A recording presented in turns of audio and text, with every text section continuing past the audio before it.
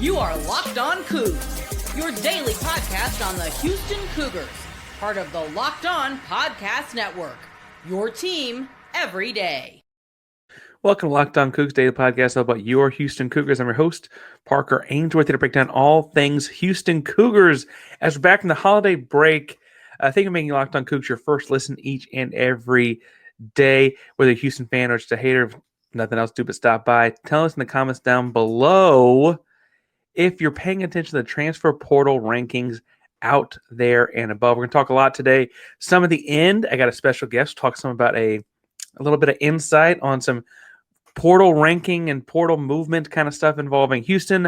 I want to spend a chunk in the middle talking about the new guys coming to Houston in the transfer portal and otherwise. But first, the news story out there about the Big 12 getting potentially screwed over a little bit. This started with some BYU Twitter folks.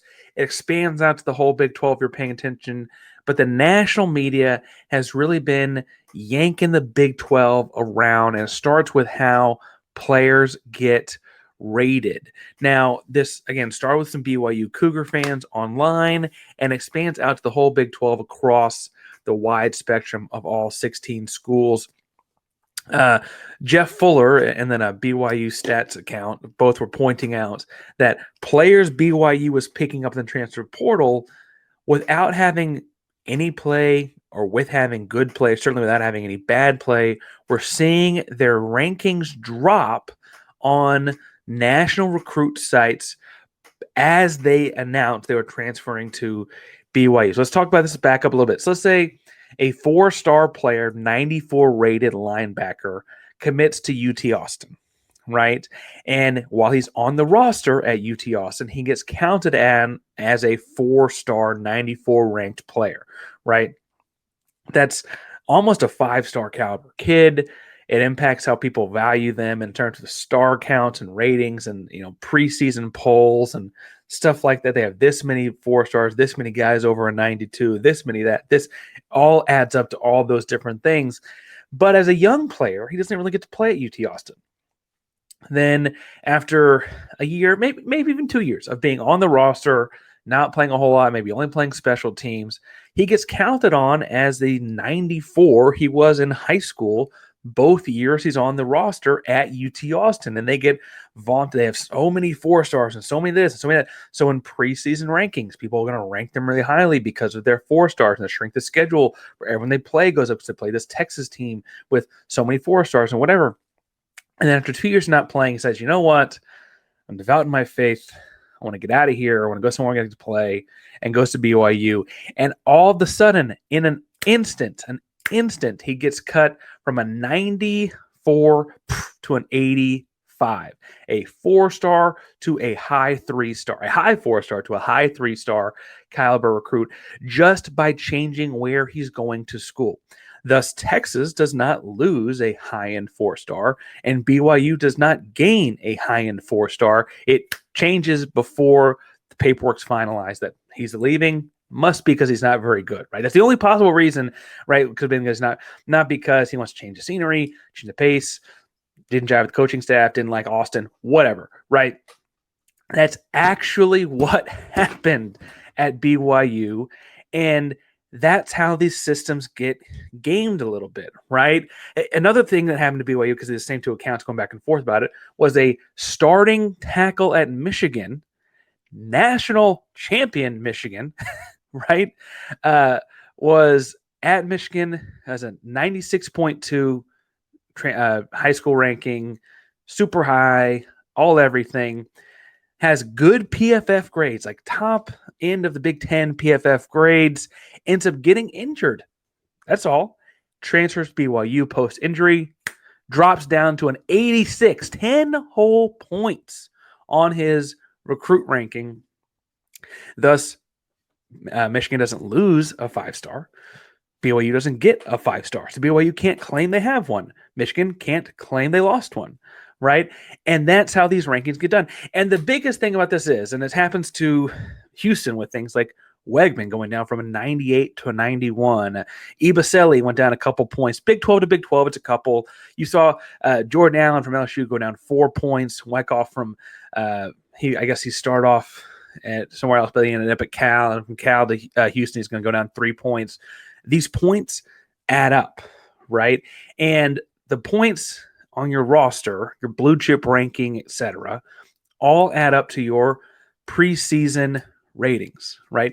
Those ratings are considered like quantitative data people are looking at when they make preseason rankings, right? And as they're making those preseason rankings and looking at the quantitative data, those things are getting factored into the strength of schedule.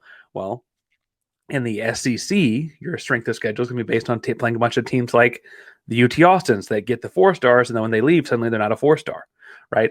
They have 4 stars at the back of their roster that may have never actually become a 4-star. That's what you are going to argue when they leave. They're not actually a 4-star. They count as a 4-star the whole time they're on your roster. At the Big 12, as soon as they commit to a Big 12 school, they're losing that caliber, that extra oomph on the recruit report card.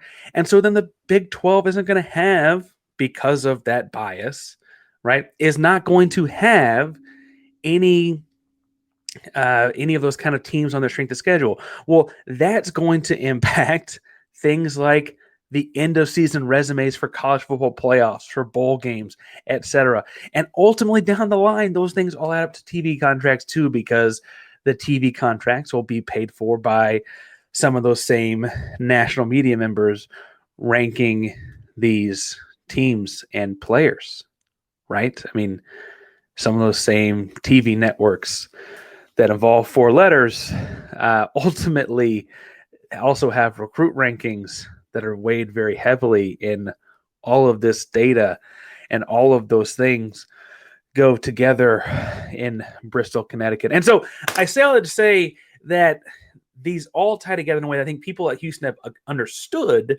when Houston was an American Athletic Conference team.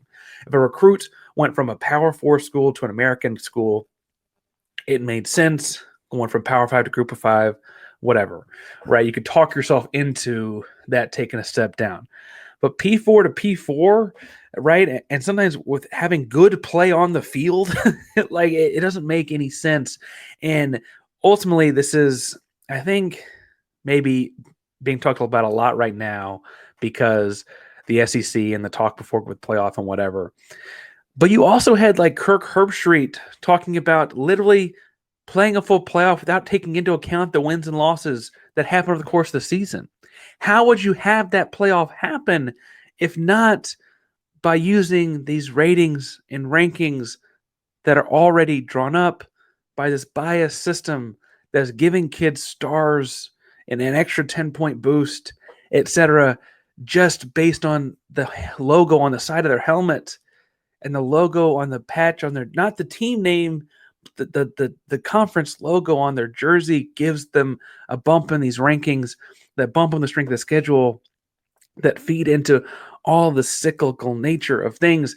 And I think that ultimately, as this continues to get pointed out more and more, you're going to have to win on the field too, right? Arizona State has to show up against UT Austin. That has to happen for this to make any sense. We saw Kansas State play a great game against Rutgers just last night, if you're as we're recording this, on actually early Friday morning. But all these things tie together, and how the Big 12 is perceived and how Houston is perceived as it pulls in the Wegmans of the world is ultimately a product of this system. And if Houston wants to take that next step, as we're trying to rapidly, we just got to the Power 4 18 months ago, right? As we try to continue to push this thing forward, right, and move this up quickly, we're going to make sure we're fighting against the systems as they're built, as fairly or unfairly as they are. Now, I want to talk some about the other players. So we took a little holiday break, and I want to talk about the players that we've added in the meantime since then, because there's at least one really big impact kind of a guy. Before we get too far, though, I do want to remind you today's show is brought to you by Rocket Money. And if Rocket Money can help you find subscriptions like they did me, you're going to really, really be appreciative of this buddy of ours. If Rocket Money can help you find subscriptions, if you forgot about your paying, or if you forgot about your paying twice, it's definitely happened to me. Had a few subscriptions I didn't even realize I was paying for. And Rocket Money made it so easy to track them all down. It's like having a personal assistant for your finances. Rocket Money is a personal finance app, helps you find and cancel all of your unwanted subscriptions Monitor your spending and help lower your bills so you can grow savings. It brings everything together all in one place, one single app. Subscriptions, spending habits, even goals you want to hit this year. Big goals at Locked On Cougs later. We'll talk some, I'm sure, about that in the near future. Rocket Money has over 5 million users, has saved over $500 million in canceled subscriptions, saving members up to $740 a year when using all the app's premium features. Cancel your unwanted subscriptions and reach your financial goals faster with Rocket Money. Go to rocketmoney.com/lockedon today. That's rocketmoney.com/lockedon. rocketmoney.com/lockedon.